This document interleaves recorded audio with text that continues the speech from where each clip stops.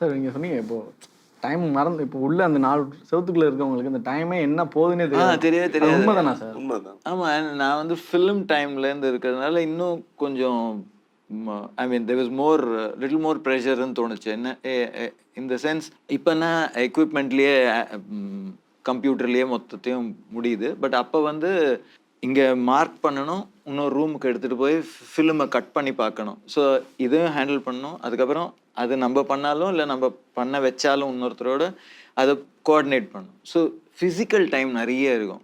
Almost ஒரு 2-3 hours படம் ஒன்று நடந்துட்டு இருக்குன்னா ஒரு 2-3 ஹவர்ஸ் தூங்குறதே கஷ்டம் அந்த டைமில், அந்த டெட்லைன் எடுத்துகிட்டு வர்றதுக்கோசம். ஃபுட்டேஜாக மேபி லிமிட்டடாக இருந்தது அந்த டைமில், பட் ஒர்க் அதிகமாக இருந்தது. இப்போ வந்து ஒர்க் ஈஸியாக இருக்குது, பட் ஃபுட்டேஜ் அதிகமாக இருக்குது. ஸோ ஐ மீன் ஆப்ஷன்ஸ் அதிகமாக இருக்குது. ஸோ எனிவே அதை பேலன்ஸ் பண்ணி ஒர்க் பண்ண வேண்டியதாக இருக்குது.